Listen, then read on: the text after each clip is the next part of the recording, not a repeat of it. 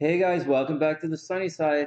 I'm Sonny, and today we're going to spend a couple of minutes and we're going to talk about Venus conjunct Mars. Venus conjunct Mars.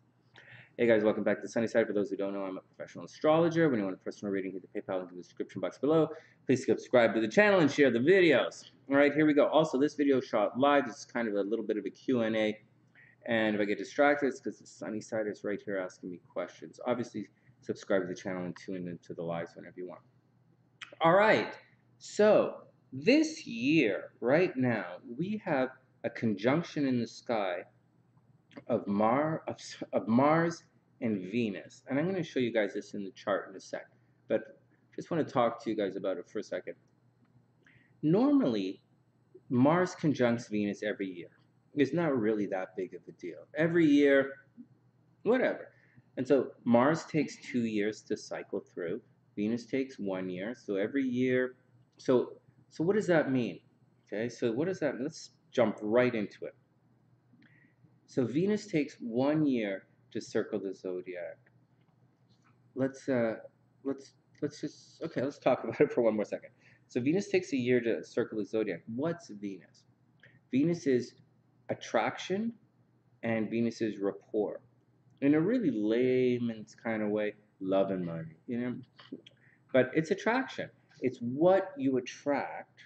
It's your Venus. And some of the things you attract is money, right? Some things you attract, it's love. There you go.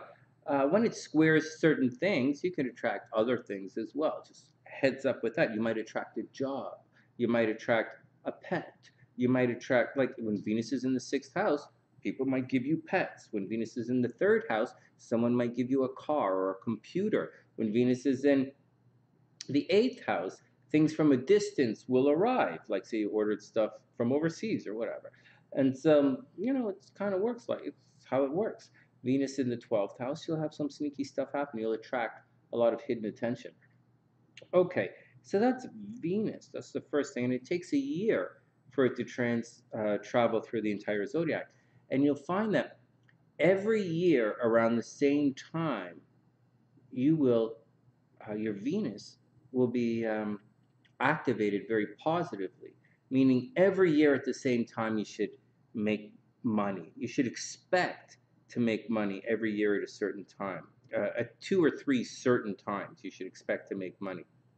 At 2, 3 times a year, you should expect to not make money. You should expect it to dry up. For your Venus, your natal Venus, to have some problems with it, right? Or Venus to transiting Venus causing you problems. You should expect that. So expect to make money, expect to have problems with money. You can expect to attract a lot of attention a couple of times a year. You can expect people to look very favorably upon you. And you can expect to succeed at certain times of the year. It should be very predictable at times of the year when you're less successful. And you should already know that individually on your own. Like, hey, you know what? Every February I'm kind of really popular. It's really weird. Or like every March I'm like broke. Like, how is that possible? And so these are things to keep in mind. And that's your Venus cycle. Then we have a 2-year Mars cycle. And so it takes 2 years for Mars to travel through. So every 2 years, you get a little punchy. Every 2 years, you want to shake it up. Every 2 years, you want to move around a little. You want to because Mars really agitates things in your life. And it really shakes things up, for better or worse. So imagine like Mars is in the 2nd house. It's not always negative. But Mars in your 2nd house is going to like put a lot of energy into your money. You might spend a lot of time making money. You might spend a lot of time spending money, but you're going to really do a lot of stuff and energy with money.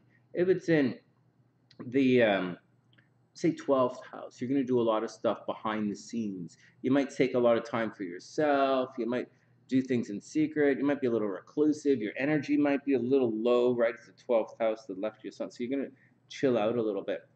And that's the way it works. If it's in the 10th house, you might put a lot of energy out into the world. You want to be popular. You go jazz that up. And that's your Mars cycle. And every 2 years, these two planets get together. So what does that mean? What does that mean? That means Well, your love is floating around. La la la la la la la. Your Venus is floating around, and there can be some negative sides to this Venus stuff. You know, some really negative stuff. Obviously there's a negative side. You know, think the negative side of Libra, the negative side of Taurus. What's the negative side of Libra? The lazy.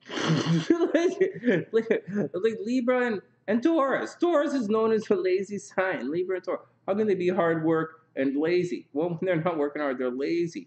And so, you know, Libra's easy breezy. They're easily one of the smartest, if not the smartest sign of the zodiac. And they're like, you know, always acting dumb to go along, you know, instead of going along with every, you know, Libra is your typical, your stereotypical bimbo chick who like is actually a brainer. She's just pretending to be dumb. It's really funny. It's really funny. And then, anyways, don't treat Libras are a lot smarter than you guys give them credit for. And so, all right. So those are the So imagine that side of it, right? Well, Mars is going to come in and go poke, poke, poke, poke, and you're not going to be as lazy, right? Mars is going to poke the Venus. Instead of being a lazy Venus, it's now a Marsy Venus. Instead of a love that's like, you lose yourself with someone, or you're like, instead of getting taken advantage of, Mars is there to protect the Venus. Instead of waiting for someone else. How many times in relationships are you guys with a heavy duty Venus, you guys just waiting for the other guy? You're just waiting for him to call. You're waiting for him to make a move. You're waiting for them to accept. You're waiting for a text message. You're waiting for this. You're waiting for that. You're waiting for that. Mars is going to hook it up and say, hey, man, let's get going. Venus is also rapport. It's what you do when you make the other person want to feel nice. If your Venus is in Aries, you're going to be competitive. You're going to say, hey, man, go get him. Go get him. If your Venus is in Libra, you'll say, hey, let's go shopping. Hey, let's go do something together. If your Venus is in Cancer, you'll like smother the person, or you'll make them wear a sweater or something. If it's in Scorpio, you guys will go have sex. It depends on where your Venus is. And Mars is going to jazz that rapport of the Venus. So it's going to really amplify your Venus. I didn't say focus. You usually need a little Saturn to focus. But it's going to amplify, and Mars put a lot of energy into the Venus thing. Now, what about Mars? How does Venus affect Mars? Okay, you guys should be seeing this right now. So Mars all by itself causes problems in a zodiac. In most places, it causes problems. So Mars, it's like, it wants to fight.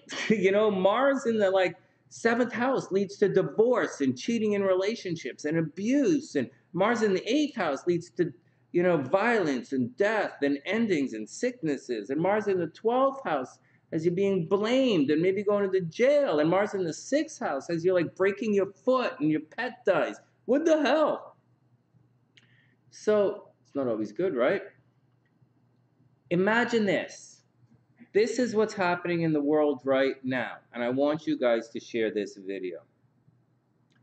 Mars conjunct Venus is like this. Mars is like the Russians setting up all the military equipment along the border of Ukraine. Mars is similar. Mars effect is Russians putting all the boats out there. Mars effect on Russia is a pre-declaration, like they're going through a pre-declaration of war right now. They're going through all this posturing. Posturing is kind of a pre-declaration, right? So what's going on. And on the other side, the Americans are doing the same thing. So that's Mars. But it's not Mars as in, hey, fight, fight, fight, fight. That's not what's going on. Venus is making the Mars look good. So instead of, hey man, what are you doing? Instead of Mars saying, hey, we're taking over the Ukraine. That's what we're doing. To hell with everybody. Like it's going to be when Mars crosses Saturn and everyone gets frustrated and implode, you know, in a month and like I'm telling you, it's going to happen. What's so it's like this Venus is like softening the Mars. It's making the Mars pretty. So it's like, okay, so they're like, we're putting our troops here, you know, but they're like, oh, we're just running. It's okay. Venus is softening. Oh, we're just running tests. We're just putting our troops here because like it's cold. We're just putting our troops here because like to protect. And on the Americans are doing the same. We're just putting our troops here because that's what we do. You know, we're just doing anything, and everybody is la la la la la la la. The Mars is happening, but Venus is making it really nice, and that's what's going on. As long as Mars and Venus are in lockstep, there'll be crazy bananas Mars stuff, and then things are going to look really pretty. Imagine Mars and Venus, another good example. So that's the first example, Mars and Venus. It's what's happening in Europe right now with people being aggressive, but not necessarily garish. And you juxtapose this with like other, anyways, let's move on. So